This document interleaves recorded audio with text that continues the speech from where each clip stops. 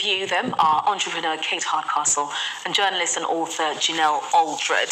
Janelle, let me start with you. Just go straight to page 4 of the Daily Mail there. This is an interesting one, isn't it? Certainly something I didn't see coming. Labour splits as Blair allies plot return of Miliband as party's leader in waiting. Tell us more. And that is David Miliband. I'm old enough to remember when the two brothers had a bit of a Cain and Abel, and David didn't come off the better. But it's really interesting to think about what is the future of the Labour Party.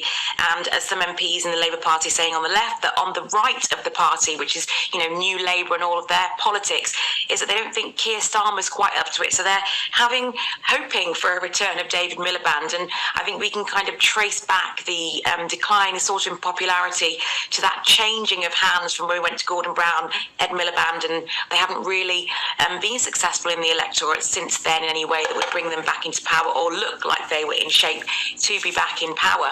And so they're saying that David Miliband was on LBC last week. He hasn't ruled out a return to British politics, and they're saying he could come back into the cabinet, potentially the shadow cabinet, to give a bit of star quality, a bit of razzmatazz, and then hopefully be a leader in waiting if Keir Starmer isn't successful in the polls. So it will be interesting to watch this one play out, because some people saying him coming back is a massive distraction. The two brothers, the infighting, Blairite politics, a return to the past.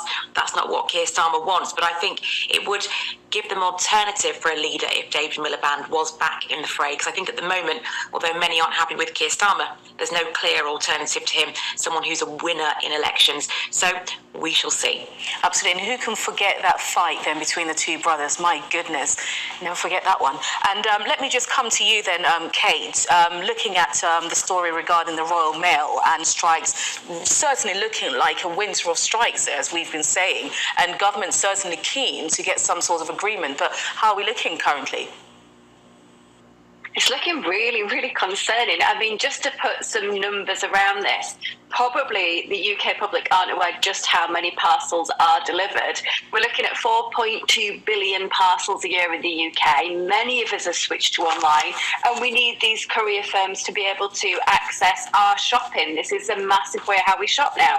And therefore, when we've heard from the chief executive of Royal Mail that they are now a parcel business, that absolutely makes sense. They have progressed. They need to change. They need to get with the times. That said, workers are standing up for their rights, and they're doing it at the most critical time. They're doing it at a point where they are hitting the peak period, and it's going to affect everyone. Now, I saw him speak to Kay Burley in quite a provocative interview, and ditto, who's done that on other channels too, almost muting, suggesting that Christmas will be ruined by this strike action, and very much laying the blame at those proposed strikes. But the fact of the matter is, it must change. Things have to move on and progress, because when you take a look at some of the media coverage of the backlogs there, it's so concerning. And the fact actually at the heart of this, that people will be affected to send those Christmas cards, that will have that communication revoked for a period of time, is so upsetting as well. So they absolutely need to get around the table and make change. I feel like we've done nothing but talk about strike action this morning, but that's the reality of where we are. And I don't think it's going anywhere anytime soon, Kate. Janelle, let me come to you then with the next story. This is very concerning for any parent here, especially as we've seen a number of children sadly dying from this. Strep A, the alert there from the NHS, a crisis then putting children at risk. Yeah, so 6 children have died this year from Strep A, and it's a mild bacterial disease which can become fatal if it gets into your lungs, into your bloodstream.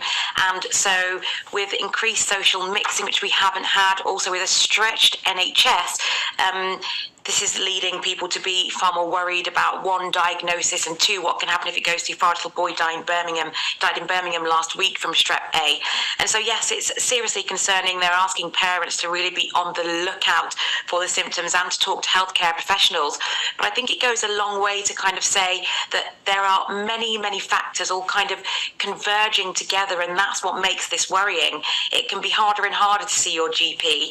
It can be harder and harder to get that face-to-face time. And with a little boy that was ill last week and his parents kind of insistent. And then, when you're stretched, that leads to decision making sometimes that people wouldn't make if there are enough resources. And so I think even with a story like this that seems like it's a story about the rise of an infection in children, I think it's part of the bigger story of our country at the moment, the bigger story around strikes, the bigger story around austerity and how it all trickles down in the end, and then there's real life impact. So I think it's really important that parents are aware, but it's also really important that callers, handlers are also aware, and that nurses and doctors and everyone is really aware of the problem, so people can be super vigilant, so that when parents do contact, they're not kind of shooed away or something that happens like that. No one wants a child to die, but we know all of these converging factors can mean that it's more likely that sometimes we get worse outcomes because of the amount of stretch and strain that people are under. Absolutely, and just to make sure that we avoid seeing any more children, of course, dying from this, certainly.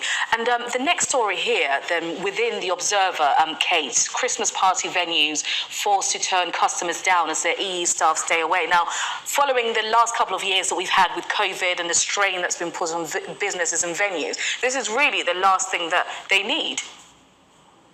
So right, and there's an interview with an independent business from York just expressing how challenging this is. So to put it simply into numbers, this organisation, the Rattle Owl, the independent restaurant in York, would normally be accepting Christmas party bookings of up to 26 people. They can do no more than 10 people because they are down in terms of the amount of chefs that they can recruit and down in terms of their front of house staff too. And we're seeing this across the UK, restaurants of all shapes and sizes, either reducing down the amount of people they can take in each night, or indeed reducing down the amount of days that they serve. It's so concerning.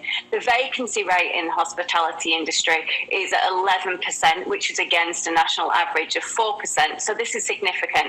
Now, the article certainly does point towards the direction of the fact that a lot of workers within the hospitality industry were affected by Brexit and moved back to the EU, but also it begs the question that this is an industry that is failing to recruit, failing to drive employees from the UK, and where is that new wave of staff going to come from? Where is the interest and engagement back with the hospitality industry? So a short-term critical issue affecting our high streets, but indeed a longer-term issue for the industry as it tries to work out how can it switch this awful scenario in terms of staffing to be able to get people back into the industry and get it mobile and working again. And Janelle, this next story, we're going to need a long time, probably about a week or so to go through it. And I just don't think 40 seconds is enough at all. But this is a story on Matt Hancock and the affair, the famous affair. Who can forget those pictures that were released, those CCTV pictures? And just very quickly, what's your view on this? We've got about 20 seconds.